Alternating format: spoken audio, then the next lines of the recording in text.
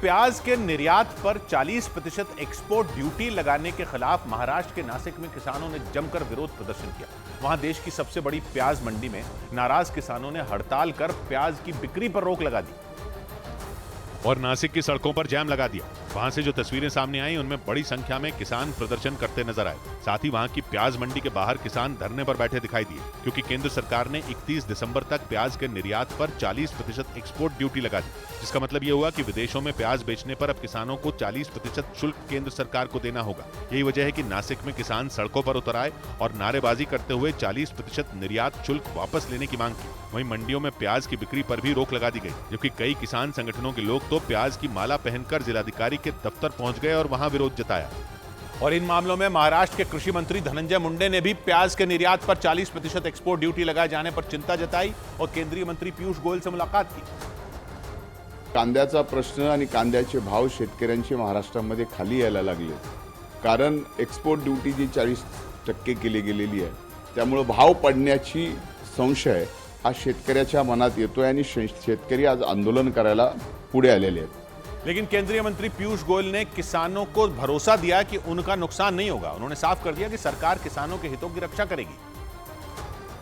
2410 रुपए प्रति quintal, 2410 rupees per quintal, जो ऐतिहासिक रेट है। आज तक इतना ऊंचा रेट प्याज का दिया नहीं गया है। ये ऐतिहासिक रेट प्याज का निर्धारित किया गया है, जो NCCF NAFED की क्वालिटी का प्याज होता है। उससे पूरे मार्केट में किसानों को अच्छा दाम मिले, ये हमारा उद्देश्य है। प्याज के निर्यात पर 40% एक्सपोर्ट ड्यूटी लगाने के खिलाफ महाराष्ट्र के नासिक में किसानों ने जमकर विरोध प्रदर्शन किया। वहां देश की सबसे बड़ी प्याज मंडी में नाराज किसानों ने हड़ताल कर प्याज की बिक्री पर रोक लगा दी और नासिक की सड़कों पर जाम लगा दिया।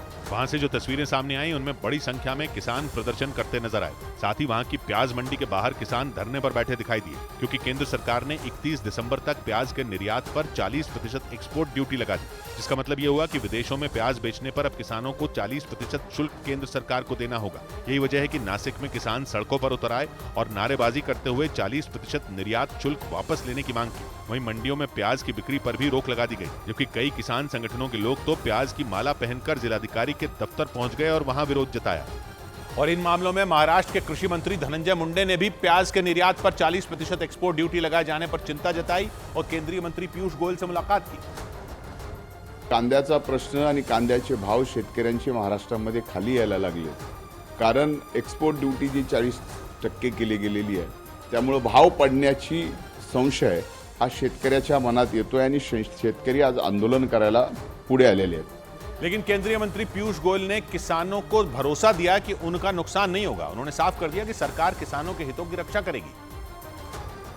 2410 रुपए प्रति क्विंटल, 2410 रुपीज पर क्विंटल, जो ऐतिहासिक रेट है।